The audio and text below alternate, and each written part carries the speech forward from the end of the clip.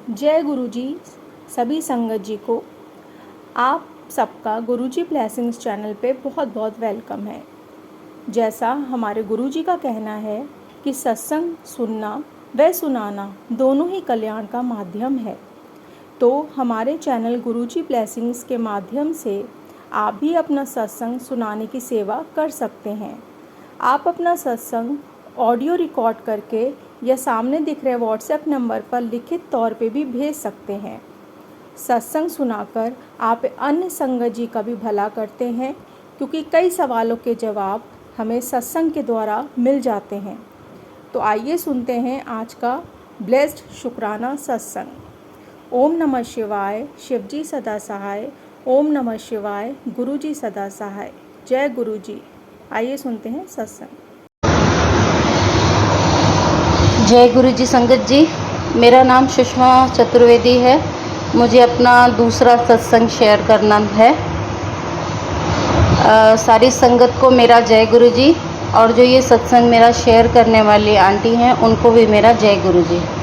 मैं अपना सत्संग गुरु जी के मंत्र जाप से शुरू करूँगी। ओम नमः शिवाय, ओम नमः शिवाय, गुरु जी सदा सहाय।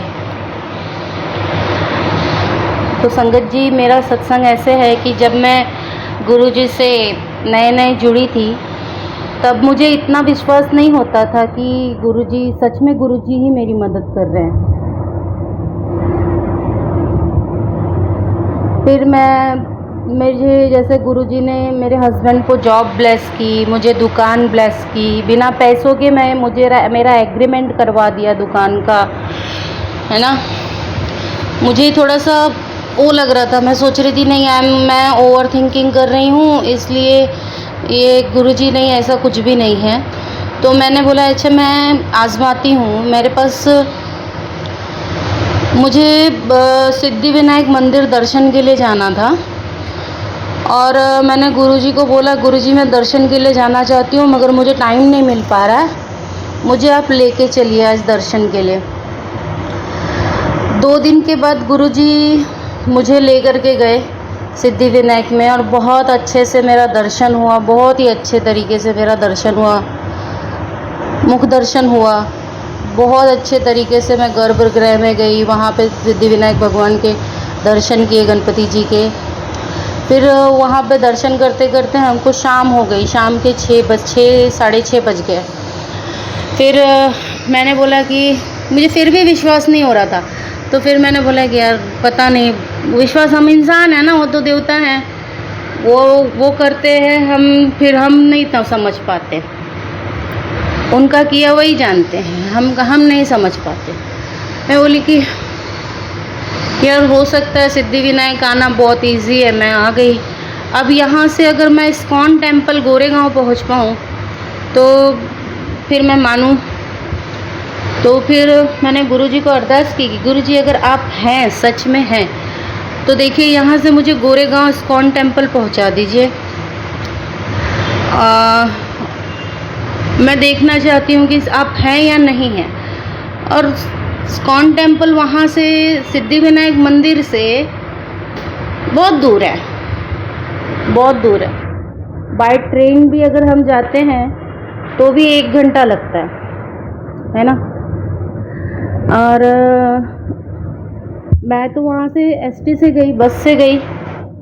बस से जा रहे थे तो मैं बस स्टॉप पे खड़ी थी, बस आई, बस में चढ़े तो बस में इतनी गर्दी, बैठने को जगह नहीं मिल रही थी। 5 मिनट के बाद जगह मिल गई, उसका टेंशन नहीं था, जगह भी मिल गई अच्छे से। मैं मेरे बच्चे बैठ गए। फिर उसके बाद में इतनी ट्रैफिक कि ट्रेन में ही बस में ही 8:15 हो गए, 8 बज गए, 8:15 हो गए, और इस्कॉन टेम्पल 9 बजे बंद होता है।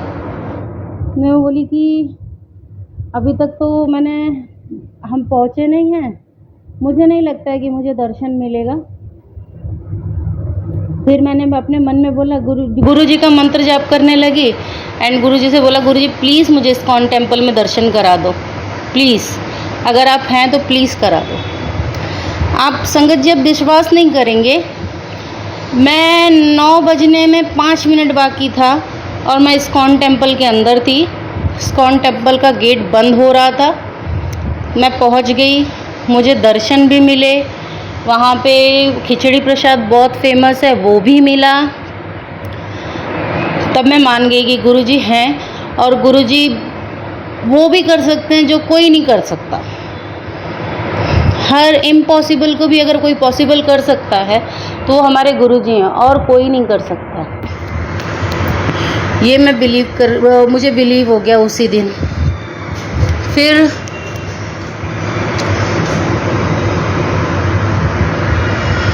फिर दूसरा सत्संग ऐसा हुआ कि शॉप तो गुरुजी ने ब्लेस कर दी थी, बिना एग्रीमेंट के पैसे दिए बिना एग्रीमेंट करवा दिया था, है ना। बिना डिपॉजिट के पैसे दिए बिना एग्रीमेंट हो गया था।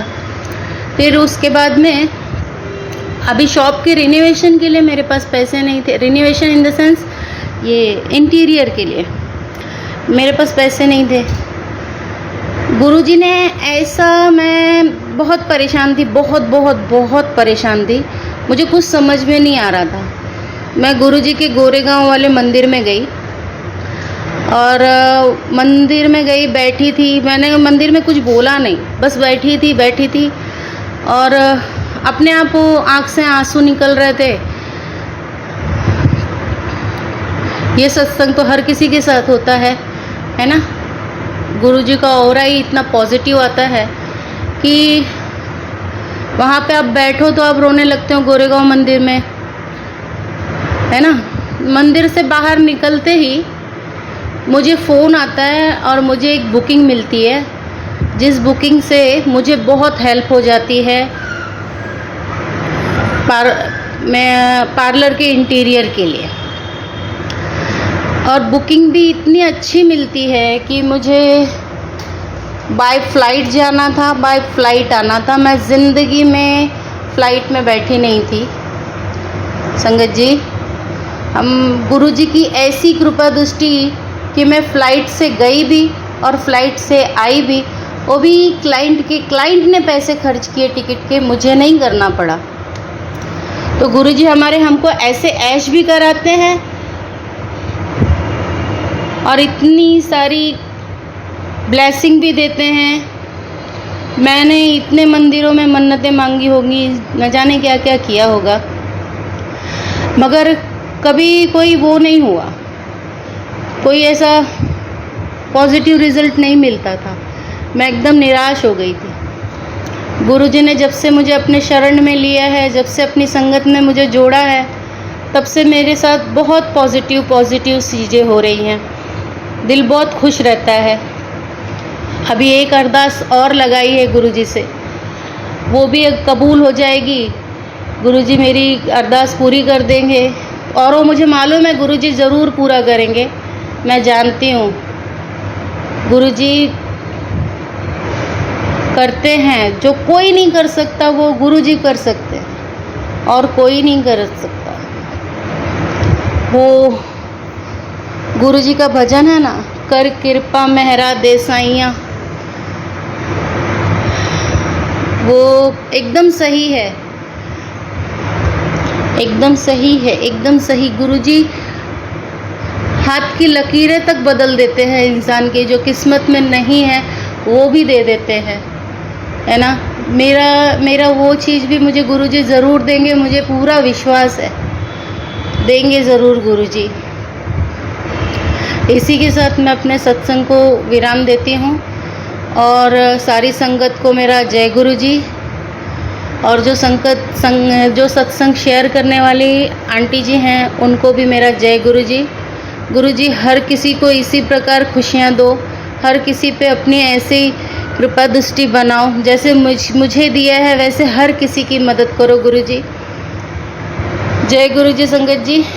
ओम नमः शिवाय। शिव जी सदा सहाय। ओम नमः शिवाय। गुरुजी सदा सहाय। जय गुरुजी संगत जी। जय गुरुजी आंटी जी।